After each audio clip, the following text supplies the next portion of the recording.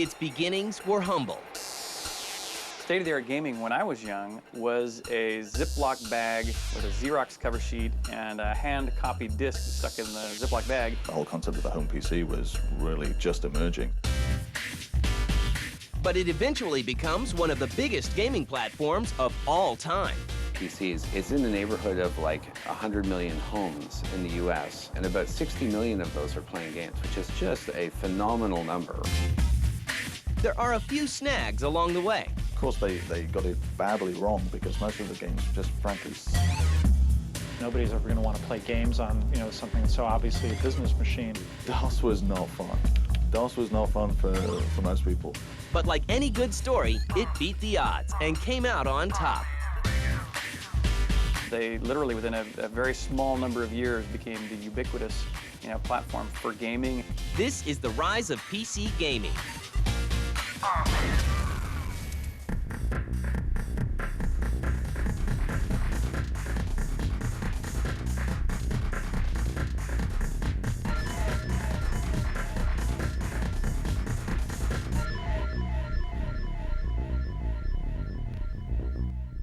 This kid just got a video game for Christmas. This kid just got a Commodore home computer. It's the early 1980s, and a relatively new product is making its way into people's homes, thanks to companies like Atari, Commodore, IBM, and Apple. Sophisticated for advanced needs. Well, the gaming systems were, at the time, were Commodore 64. In the UK, the Sinclair Spectrum was massive, although it didn't really take off over here. Apple IIe was obviously a place where a lot of current game developers got their start playing games and starting on that platform. The Apple and the Commodore were machines that were, on the one hand, very capable, and on the other hand, very simple. In my case, I worked on the Apple more than the Commodore personally, but there was a time when I knew every single solitary byte of memory on the machine, and in the ROMs, what every single solitary part of the ROM did, and in RAM and special hardware addresses, I knew exactly what those did as well. Some of the Apple IIe stuff has really spawned ideas that are still there today. I mean, you had Bard's Tale for the role-playing games. The next step probably was the Atari 800 series of home computers. When our first games were all released on the Ataris, and we thought that was a great game machine, but Commodore basically outsold it pretty quickly in the mid-'80s and became the preeminent game machine for a while. Oh, a final argument for the Commodore 64 or VIC-20. Someday, both kids will be looking for a job. For creative individuals, it was something that could be easily mastered and therefore could allow a great deal of creative expression.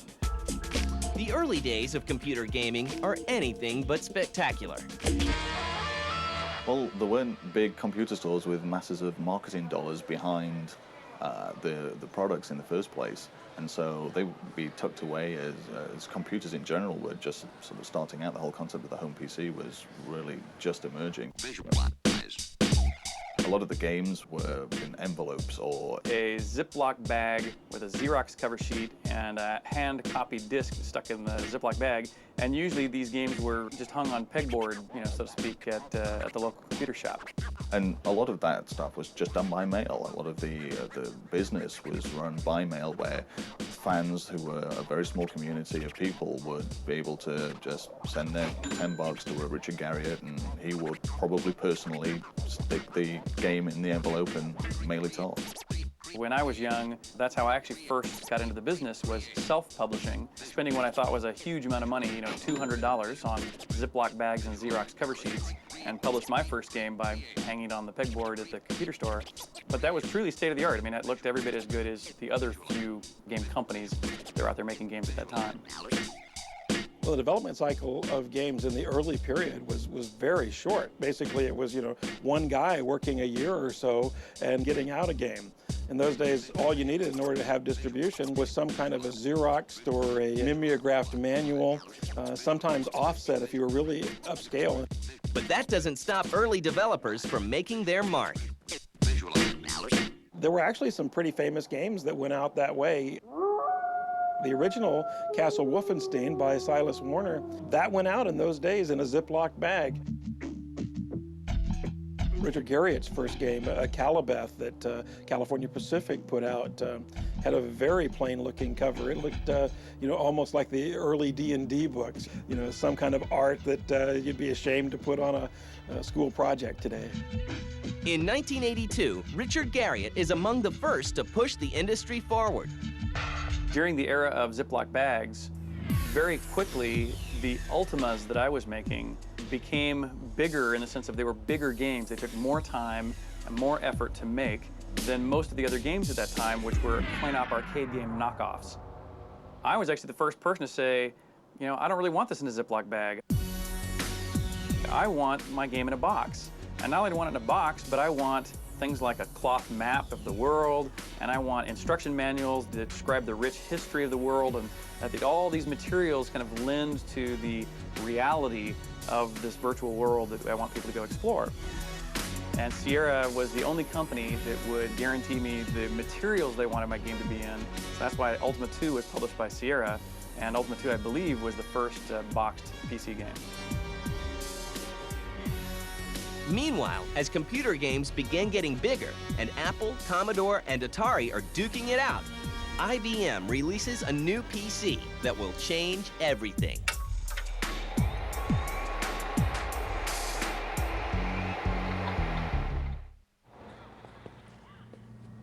Let's count sand. It's not. Let's wait in line. Awesome. Where are all the good games? You guys have nothing. Zip. Nada. We have not a 3. With Gamefly.com, you can stay home and rent games from the largest selection on the planet. Sign up for your free trial now through December 19th for your chance to win games for life, an Xbox 360 a day, along with hundreds of other prizes. Play Gamefly's Golden Disc Sweepstakes today. Rated E through M. Look out behind you, cause the scope will find you. No one can take you down quite as fast as I do. Heads up display, just one of the ways I'll track you while you try to run away. From room to room, your impending doom is sensed by my team at the moment soon.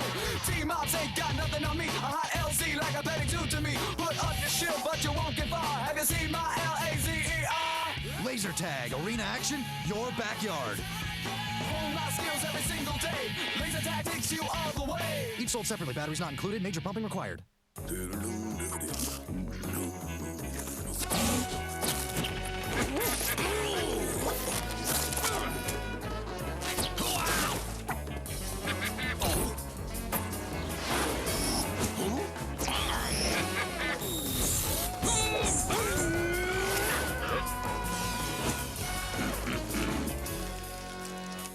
Baked Cheeto snacks, dangerously cheesy.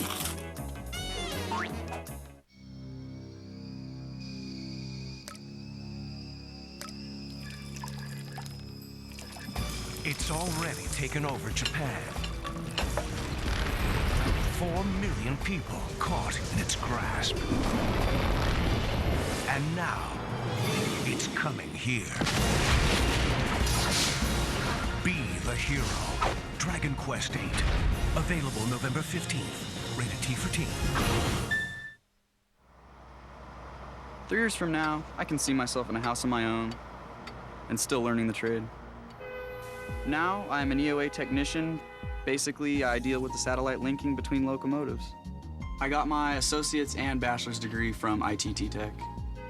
At ITT Tech, they took me through everything from basic components, electronics, all the way through software programming very quickly. I really enjoyed school. ITT Tech definitely helped me increase my potential. I like to snowboard a lot, go to the beach, ride horses, just have fun. I remember I did roof construction. It burned me up. I thought, I better get in school. The next thing I knew, I was there. We are educators helping people build a foundation for the rest of their lives. ITT Technical Institute, education for the future. To find out more, call 1-800-327-1172 or visit us on the web. Take advantage of our new programs that include on-campus and flexible online courses to better fit your busy lifestyle. Call 1-800-327-1172 to apply. On the next attack of the show, Master of Horror Steve Niles scares the crap out of us. And if he's not scary enough, Chris Gore is back with DV Doomsday. And author Ben Mesrick helps us win big in Sin City. It's Attack of the Show, 7 Eastern, 4 Pacific.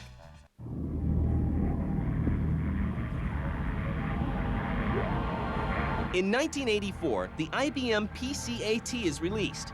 It is IBM's most powerful system yet. It is a step up from the previous IBM PCs that have already established themselves as business machines. But it's behind the curve when it comes to gaming. The game industry itself is hardly impressed by Big Blue's new entry. Well, the IBM PC was a business machine. It was there to be a typewriter, a word processor. It was there to be a computer and not an entertainment device. And so it was probably very tough in the first place to say, yes, I'm going to use my several $1,000 piece of equipment to play Pong. When the PC first came out, me and the other developers, of course, picked up the machine and sat down and played with it, and we thought, oh man, this machine, it's slow, it's a big box, don't like the keyboard. I was actually very skeptical that it would succeed in the marketplace. And it came into a marketplace that already was thick with competitors. We produced the Ultima just before the PC's launch on the Apple, on the Commodore, on like the Atari ST, 5 or 6 different platforms, and the last of those 6 was the IBM PC. But this big, bulky machine soon proves them wrong. People had become comfortable with computers through the Apple II and the C64 and the Atari 800, but now they wanted something that was meatier, something that was more powerful, something that could do their work in time-shifting frame, but could also give them some really challenging games. Thanks to its upgradability and its reputation as a legitimate business machine, the IBM PC and its scores of compatible clones muscles its way into the gaming industry. And when Starflight came around and showed you can actually make games for it all, there still was a lot of resistance and reluctance. But, you know, it was inevitable, I think, because people got them into their homes and spent thousands of dollars justifying it as a business machine, and then suddenly it had, these powerful gaming capabilities. When software giant Sierra lends their support, things are never the same. When Sierra made their commitment, they began to push the technology of the IBM. They were the first ones to do an animated adventure game on the IBM that required EGA color. So the EGA color with the King's Quest I was a really big step up. As more and more people are buying PCs, more and more game publishers jump on board. When Bing Gordon of Electronic Arts said, you know, what we're seeing is that the buyers aren't buying as many games. We aren't seeing the penetration we're hoping for. So we're putting our ace on the IBM PC. And when Electronic Arts made that decision to go primarily PC with every release, basically that was the nail in the coffin for the other machines. Meanwhile, as PC gaming rises, so does console gaming. But it soon becomes apparent that the two forms of entertainment appeal to very different types of gamers. As far as the games themselves, I think that the PC games pander to a slightly older audience in general. So there is an assumption that a console gamer is perhaps a younger audience, perhaps teens, and that PC gamer is a little bit older, and so therefore demands and expects a certain different type of game. And the IBM-compatible PC continues to evolve. One of the first steps is the introduction of sound cards in 1984, with the Sound Blaster card setting the standard in 1989. But it really was, the Sound Blaster was the first, really competent sound creation that was also created at a reasonably modest price point. Very quickly, all the development community jumped on board saying, hey, finally at last, our games, which have been improving rapidly in areas like graphics and gameplay, but had really been lagging far behind in audio. Know that the time has finally come.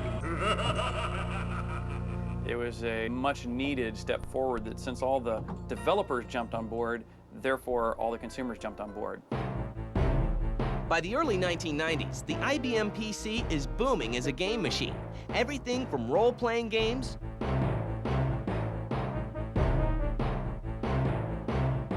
to flight sims and adventure games is available.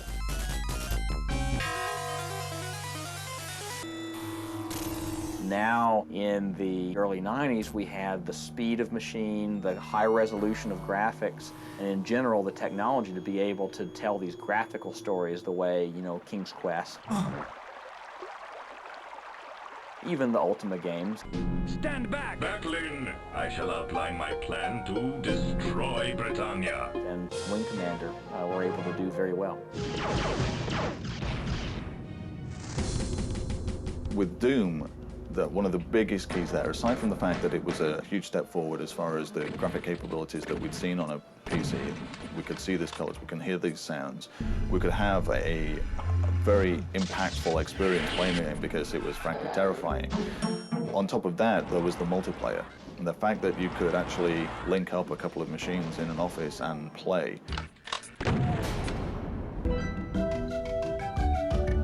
The Secret of Monkey Island was just absolutely a fabulous experience because it was just hilarious.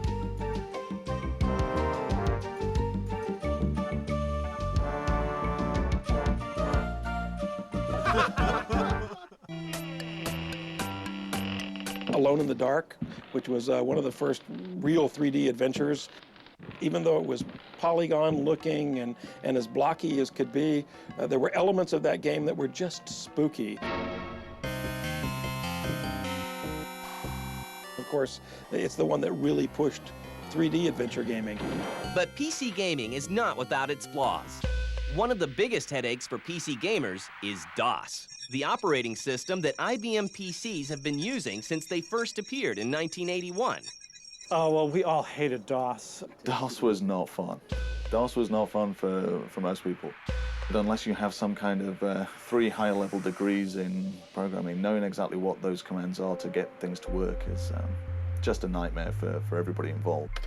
It's incredibly laborious. You had to, you put in the disk and you have to type, you know, A colon, I don't even remember, I think I've blacked out purposely, but you had a whole string that you had to type in that was you know, almost Unix-like in its obscurity, just to get the game, you know, running or, you know, loading into your system.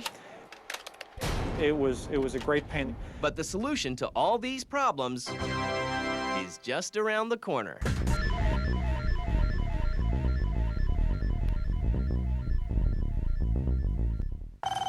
Thanks for calling Domino's.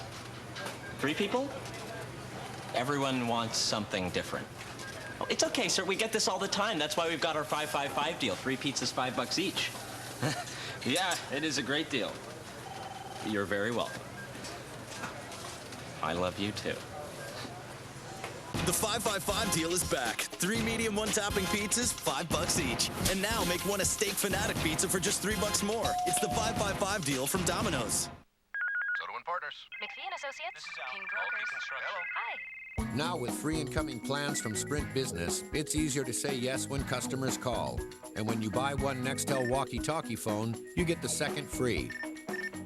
Sprint Business gives you free incoming calls from all phones, all networks, all the time. So you can make just about any place a workplace. Call 877-82-SPRINT or get a Nextel phone at a Sprint or Nextel store today. Sprint Business, together with Nextel. When we finally get home, first thing I'm gonna do. Behind the Jeep! I'm out! I need ammo!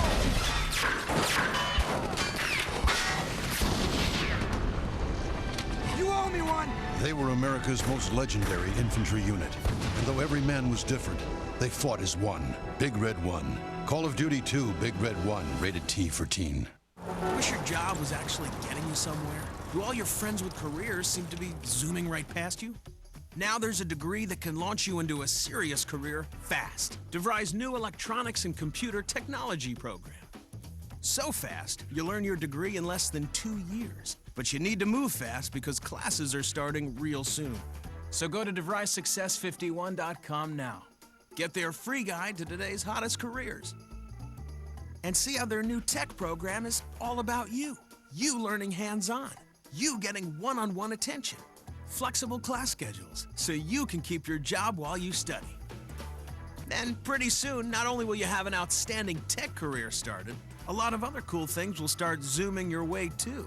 Oh, and one more thing. This great tech program even provides use of a laptop to carry with you. But you've got to call or log on now to DeVrySuccess51.com because classes start soon. DeVry, where success stories begin. The countdown to the next generation has begun. On November 21st, gamers will gather across the globe to get their hands on the Xbox 360, and G4 will be there live in New York, LA, Here we are, this is it. Seattle, and a secret pre-launch celebration. I am so ready for this launch! It's 3.6 hours of Xbox Nirvana. The world is about to change. Countdown to Xbox 360 starts Monday, November 21st at 9 Eastern, 6 Pacific, only on G4. Are you still being charged too much for internet service? Still waiting for a better deal? Well, your wait is over. With People PC Online, you get unlimited internet access for just $10.95 a month. And you get accelerator technology free for an entire year. That's a $60 value. Visit up to 5 web pages in the time it used to take to visit one, and pay just $10.95 a month. Plus, our smart dialer automatically chooses the fastest, most reliable access number. Want more? You even get security tools to help protect you from spam, pop-ups, and email viruses. Compare us side by side with your current ISP. Go to peoplepc.com to try us free for 30 days. Surf up to 5 times faster for an entire year with free accelerator technology. All this for just $10.95 a month. But hurry, this special offer is for a limited time only. Go online or call 1-800-584-6718. People PC Online with free accelerator, a better way to internet.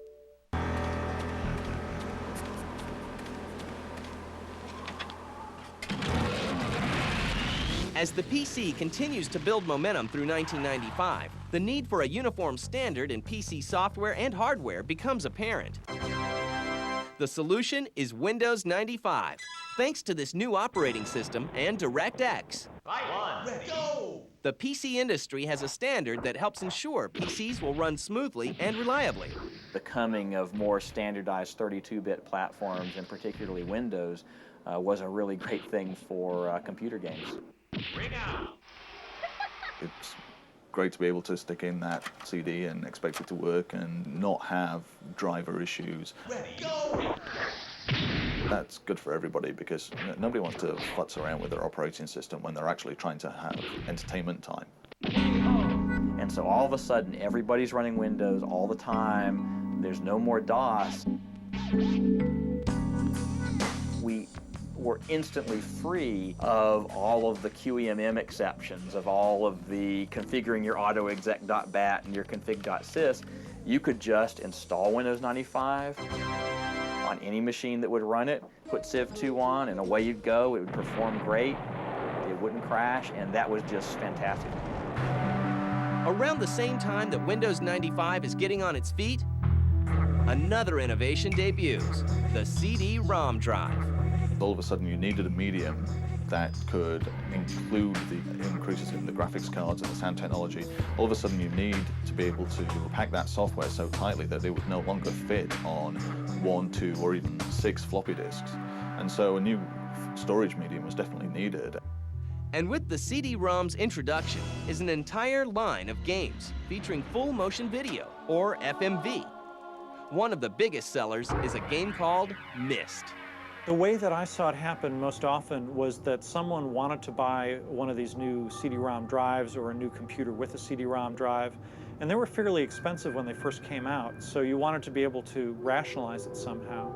And Myst was, one of the best ways of showing, what a CD-ROM drive could do. Myst was sold because it showed what you could do with a CD-ROM game. It was a new technology that showed graphics that had just never been seen before, and those incredible vistas that were created in the Myst world. You needed the CD-ROM storage medium to be able to fit all that kind of content that was being created. I think that Myst absolutely helped drive CD-ROM sales. Competitors soon follow. Rebel Assault was our very direct attempt to capitalize on that. We were looking at the technology and figured we've got to use the Star Wars stuff to make that work. The Seventh Guest, I think, was another one that was in the early days. But FMV becomes more of a curse than a blessing. My, isn't this a cheery place? What happened there was, I think a lot of marketing people thought, hey, Hollywood, this is what it's all about. Creating movies on your screen and being in that is what it's all about. And of course they got it badly wrong because most of the games just frankly Lord, it smells awful too. Performances were wooden. You don't ever have to be afraid of anything. And the technology as a gameplay mechanic really wasn't there to make them fun games. While CD-ROM drives established themselves on PCs, another piece of hardware will become standard for gamers, the 3D accelerator. The accelerator meant that the games look better, and frankly, most people respond immediately to whatever the visual stimulus is. If a game looks good, then people are going to stop and look at it. The 3D accelerator made a monumental leap to allow these games to suddenly start looking more real, and therefore attract a much broader audience. 3D accelerators have made a huge difference in the whole, all the way across gaming. 3D hardware was the first big breakthrough to really radically speed up and radically increase the resolution of the possibilities of doing 3D imagery.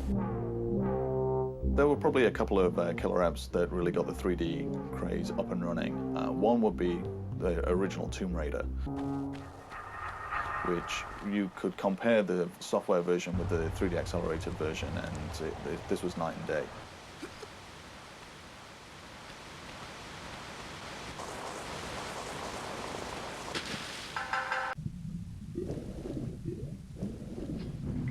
And then there was also action games like Quake. The texture detail was all of a sudden amazing. All of a sudden the characters looked better and felt like they had that extra dimension and actually made a real impact on how the games felt to the gamer. And the number of PC gamers keeps on growing. So I'm going to give you kind of ballpark figures. It's in the neighborhood of like 100 million homes in the US having PCs, and about 60 million of those are playing games, which is just a phenomenal number. It's probably about 20 million that are playing the big budget real games that you see at retail, you know. There are hardcore PC gamers who are buying our magazine every month, and there's 500,000 of those people. But there's also PC gamers who are perhaps playing hearts and spades in the Yahoo room, or doing trivia games through Pogo or any of those community sites. Technically, they're PC gamers. They're using their PC to play games. There are millions and millions of those. Tens of millions. As technology advances, the PC continues to grow. It's still the most impressive platform that even with the consoles, maybe the first year consoles come out, they look better than the PC, but it's the tortoise and the hare.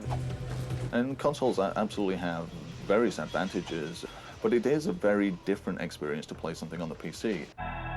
The relationship that you have with your PC and your mouse and your keyboard as you're controlling, you sit 3 feet away from that monitor, and it's a different mindset and different immersion level than it is if you're kicking it on the couch with a console controller. Massively multiplayer games bring together thousands of gamers. New 3D accelerators from companies like NVIDIA are pushing the graphical envelope, and games like Deus Ex 2 are blending old genres to create new experiences. The future is looking more realistic every day. For the PC in the future, I think there's going to be more connectivity, there's going to be higher resolution graphics. The PC keeps getting better and better, keeps getting faster, more memory, and for the foreseeable future, certainly the next 5 to 10 years, that's just not going to change. PC is going to be with us for quite a while. We're approaching the LZ. It's gonna be hot. Touchdown. Hit it, Marines. I would love to see a PC future where massively multiplayer online games were successful as a business, where that instead of asking people what their sign was in a bar, they would ask what game they were playing, what guild they were a member of. It's just very exciting. The more connectivity, the more memory, the more graphic speed and power, the better the experience we can deliver, and that's great.